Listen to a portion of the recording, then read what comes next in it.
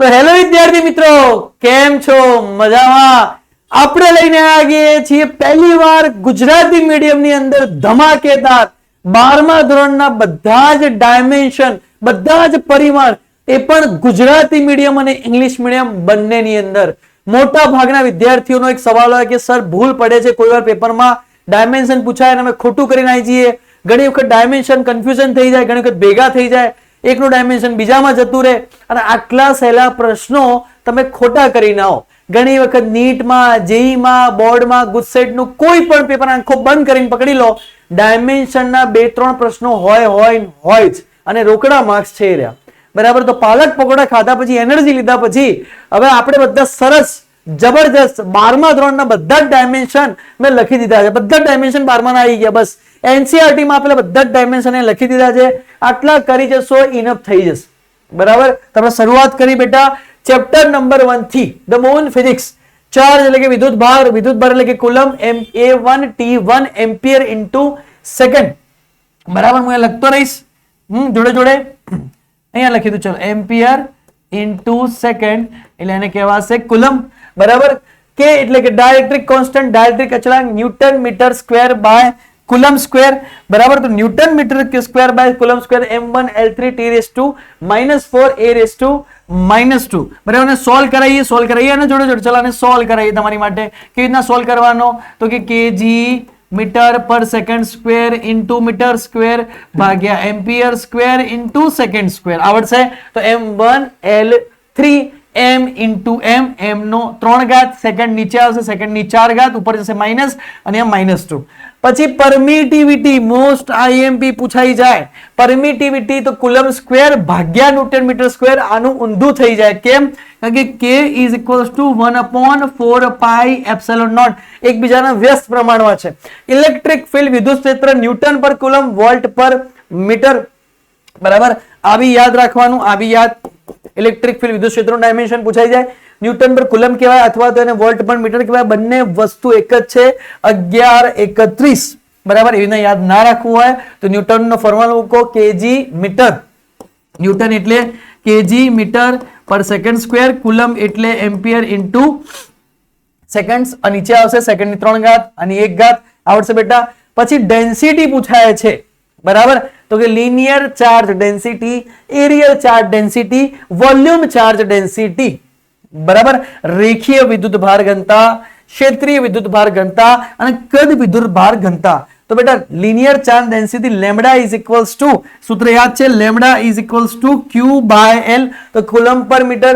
અહીંયા sigma is equals to Q by A, તો coulomb per metre square. અને અહીંયા rho is equals to Q by V, volume એટલે metre cube. પછી dipole નું dimension IMP, electric field flux નું dimension IMP. Dipole એટલે P બરાબર Q into L, coulomb into મિલમ, coulomb એટલે એમ્પિયર ઇન્ટુ સેકન્ડ, મીટર તો એક m ની 1 ઘાત, L ની 1 ઘાત. ઇલેક્ટ્રિક ફ્લક્સ મોસ્ટ આઈએમપી, ઘણી બધી વાર પૂછાયેલું, newton metre square by coulomb. આ બી પૂછાયેલું કે નીચેનામાંથી કયો એકમ ઇલેક્ટ્રિક ફ્લક્સ નો છે, તો newton metre square by coulomb. બરાબર? યાદ રહેશે, newton metre square by coulomb બની જતું હોય.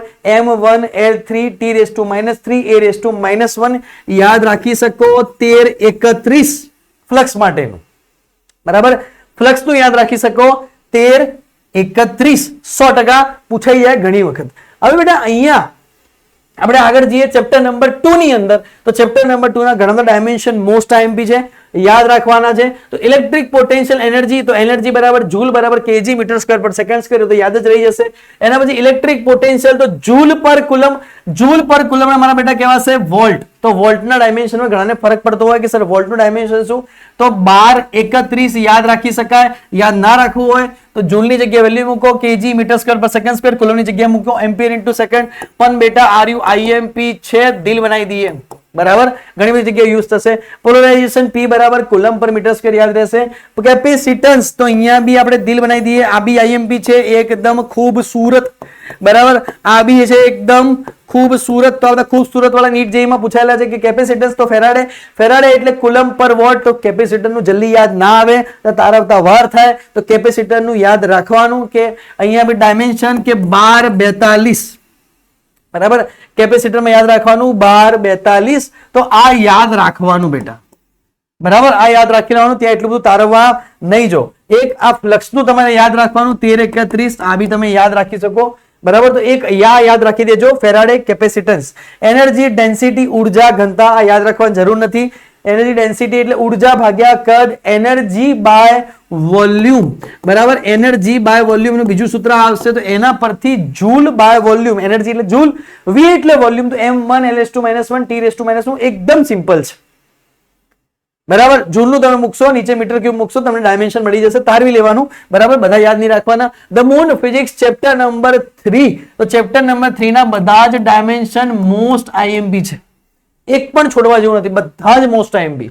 બરાબર, તો કરંટ ડેન્સિટી પ્રવાહ ઘનતા J is equals to I by A ampere per metre square m0 l/-2 t0 a/1. Resistance એટલે કે અવરોધ એટલે એનો આવશે ઓમ, m1 l2 t/-3 a/-2. તો આ યાદ રાખવાનો. Resistance 1232, resistance 1232, resistance 1232. કન્ડક્ટન્સ તો રેઝિસ્ટન્સ નો વ્યસ્ત તેનું શું કેટલું આવશે, m⁻⁻1 l/-2 t/3 a/2. આનું ઉલટું થઈ જશે, વ્યસ્ત થઈ જશે. રેઝિસ્ટિવિટી અવરોધકતા યાદ રાખવાનું 1332, રેઝિસ્ટન્સ 1232, રેઝિસ્ટિવિટી 1332 યાદ રાખવાનો. એનો એકમ ઓમ ઇન્ટુ મીટર. આ ભાઈનો ઓમ, આ ભાઈનો ઓમ ઇનવર્સ યાદ રાખો. આ રેઝિસ્ટન્સ નો ઓમ, આનો ઓમ ઇનવર્સ, અવરોધકતાનો ઓમ ઇન્ટુ મીટર, અને પછી આવશે કન્ડક્ટિવિટી વાહકતા અવરોધકતાનો વ્યસ્ત. ભાઈ આ ઉલટું થઈ જાય એટલે આગળના બેમાં માઇનસ આવી જાય, પાછળના બે પ્લસ આવી જાય. અહીંયા ઓમ ઇનવર્સ મીટર ઇનવર્સ અથવા તો એને કહેવાશે મો, MHO. બરાબર, મોબિલિટી આપણી બિચારી લીટી, તો મોબિલિટી. બરાબર, તો મોબાઈલની લીટી એટલે કે mobility mu is equals to VD by E. તો શું થશે, metre square upon volt into second. તો મોબિલિટીની બી યાદ રાખી શકાય. બરાબર, કે 121 મોબિલિટીને યાદ રાખવું હોય તમે રાખી શકો m⁻⁻1, અથવા તારવવું હોય તો તમે તારવી પણ શકો મોબિલિટીને. બરાબર, તો અહીંયા વોલ્ટ પર મીટરની જગ્યાએ અહીંયા ન્યૂટન પર કુલમ પણ તમે લખી અને આને તારવી હોય તો તારવી શકો. બરાબર, આ તારવી હોય તમે એનો તારવી શકો. બરાબર, આનું તારવીને બતાવી દઈએ મોબિલિટીનું, તો એકવાર બતાવી દઈએ. ચલો, તો મીટર પર સેકન્ડ, અહીંયા વોલ્ટ પર મીટરની જગ્યાએ આપણે કુલમ પર સેકન્ડ લઈ દીધું. મોબિલિટીનું તારવીએ અહીંયા આપણે મોબિલિટીની જગ્યાએ અહીંયા કાઉન્સમાં આપણે ન્યૂટન પર કુલમ બી લખી શકીએ બેટા, કારણ કે ઇલેક્ટ્રિક ફિલ્ડના બે હતા, વોલ્ટ પર મીટર અને ન્યૂટન પર કુલમ. તો અહીંયા આપણે લખી દઈએ ન્યૂટન પર કુલમ. કુલમ એટલે કેટલું થશે, તો કે ભાઈ એમ્પિયર ઇન્ટુ સેકન્ડ. સેકન્ડ જતા રહ્યા. ચલો, તો સેકન્ડ જતા રહ્યા, એમ્પિયર ઉપર જતા રહ્યા. ન્યૂટન એટલે કેટલું થશે, KG metre per second square. ચલો, મીટર જતા રહ્યા, સેકન્ડ સ્ક્વેર કેવો જતા રહેશે ઉપર.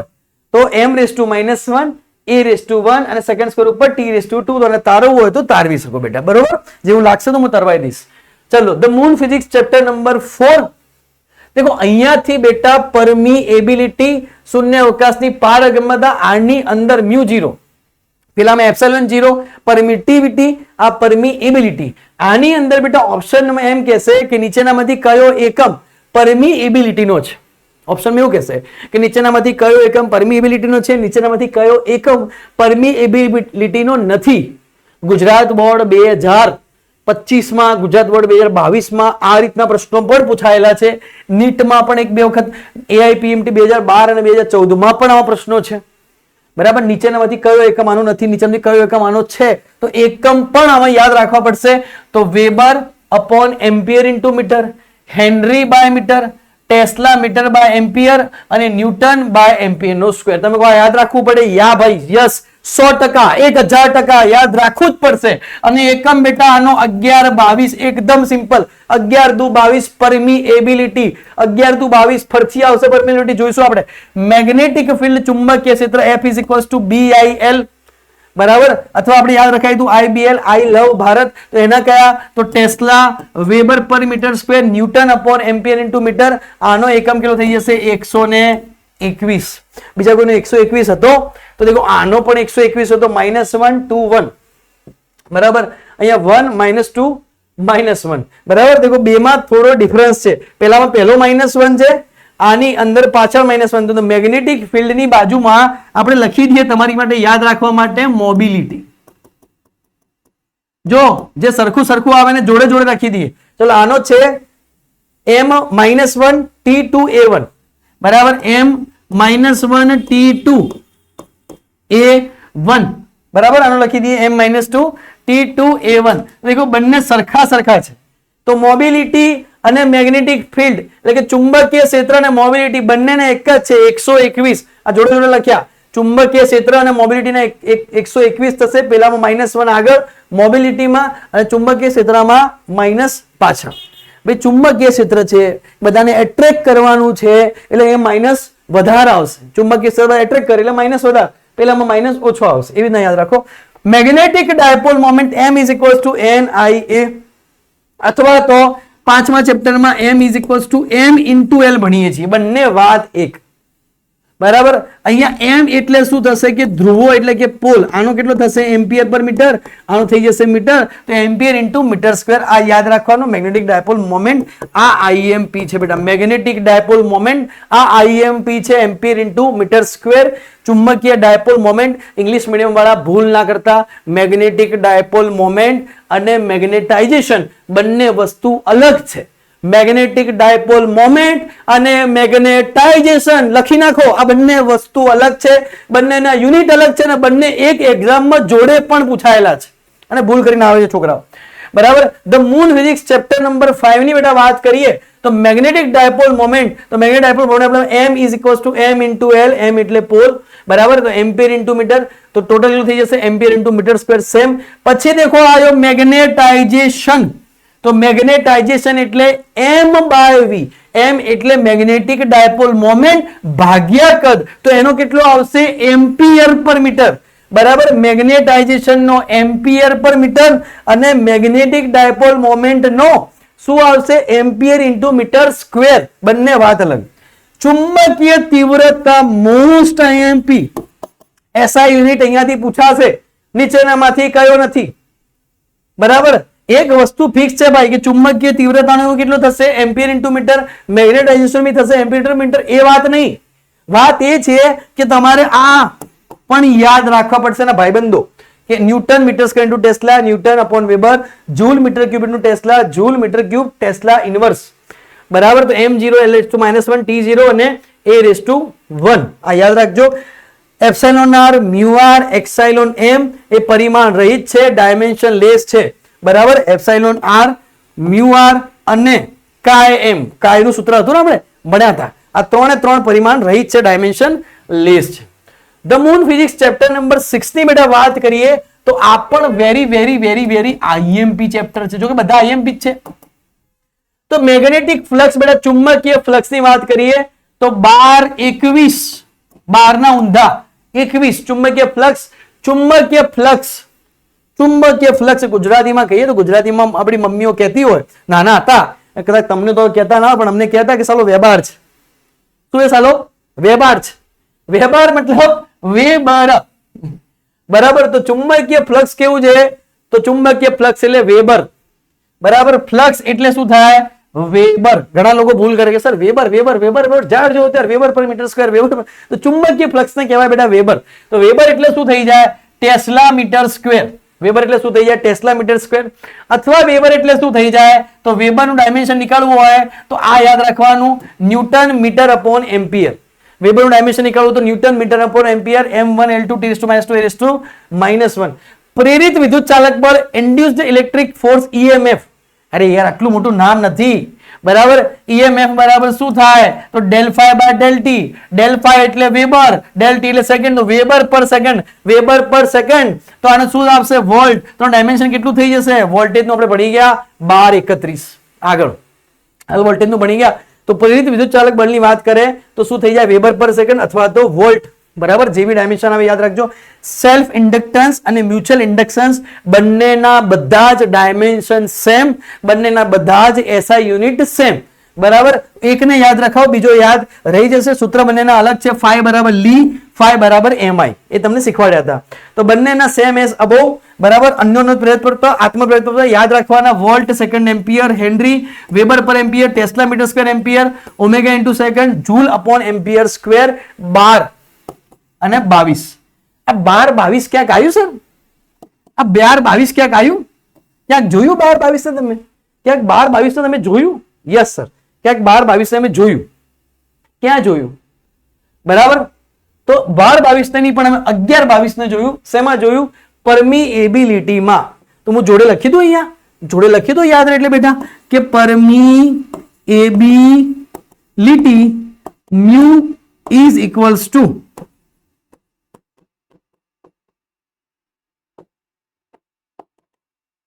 અગિયાર 22. તો પરમીએબિલિટી એટલે 11 22. બરાબર, ઇંગ્લિશ મીડિયમમાં બેટા પરમીએબિલિટી લખ્યું છે, વાંધો નહીં ને, ઇંગ્લિશ મીડિયમ લખતો નથી, આઈડિયા આવી જશે. પરમીએબિલિટી મ્યુ અને સેલ્ફ ઇન્ડક્ટન્સ અને મ્યુચ્યુઅલ ઇન્ડક્ટન્સમાં 12 22, પેલામાં 11 22, પેલામાં 12 22. દેખો પાછળ આવી ગયું, હમણાં જોયું, પેલામાં 11 22 અને અહીંયા 12 22. યાદ રહેશે, જોડે જોડે લખી દીધા, જેવું લાગે જોડે જોડે લખવા જાવ, જોડે જોડે લખી દઉં, યાદ રહી જશે. એના પછી chapter number 7 the moon physics ની વાત કરી બેટા. તો ઇન્ડક્ટિવ રિએક્ટન્સ, કેપેસિટિવ રિએક્ટન્સ અને ઇમ્પિડન્સ, આ ત્રણેયના ડાયમેન્શન એક જ છે, ઓમ. ઓમ એટલે કોણ આવશે? આપણો રેઝિસ્ટન્સ. રેઝિસ્ટન્સ એટલે કે અવરોધ, એનું કેટલું થશે? 12 32. આપણે યાદ રાખેલું છે, યાદ છે તમને, આગળ રખાયું હતું. રેઝિસ્ટિવિટીનું 13 32 યાદ છે. પછી પાવર, તો એ તો 11 માં ભણી ગયા, એનર્જી બાય ટાઈમ. પછી એનર્જી ડેન્સિટી b²/2 મ્યુ 0. હવે અટકાઈ જાય કે b²/2 મ્યુ 0 આપેલું હોય તો ડાયમેન્શન શું થાય? અથવા તો 1/2 એપ્સિલોન નોટ e² આપેલું ડાયમેન્શન શું થાય? એક જ થાય, એનર્જી ડેન્સિટી, ઉર્જા ઘનતા, જે આગળ આપણે ભણી ગયા છીએ. એના પછી ચેપ્ટર નંબર 9 અને 11 ની બેટા વાત કરીએ તો intensity, dimension, power by area એ આવડી જશે. મેગ્નિફિકેશન ડાયમેન્શન, બેટા મોટવણીનું કોઈ ડાયમેન્શન હોતું નથી, યાદ રાખજો. વક્રી ભવનાંકનું કોઈ ડાયમેન્શન હોતું નથી. રિફ્રેક્ટિવ ઇન્ડેક્સનું કોઈ ડાયમેન્શન હોતું નથી. લેન્સનું હોય છે ડાયોપ્ટર, મીટર ઇન્વર્સ, આ યાદ રાખજો. વર્ક ફંક્શન નું ડાયમેન્શન ટેન્શનલી લેવાનું કેટલું હોય છે? જૂલ. બરાબર, અને પ્લાન્ક કોન્સ્ટન્ટ, આ છેલ્લું આપણું આઈએમપી તમારે યાદ રાખવાનું કે ભાઈ m1 L2 T⁻⁻1. તો આટલા ડાયમેન્શન યાદ રાખજો.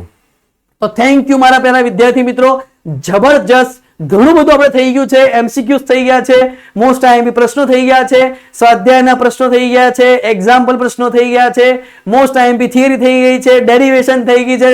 છેલ્લે ડાયમેન્શન જોઈને બી જવાનું અને 100 માંથી 100 માર્ક્સ લાવજો અને પછી મીઠાઈ પેડા મોકલાવજો. બરાબર, આવજો, ટાટા, મળીએ.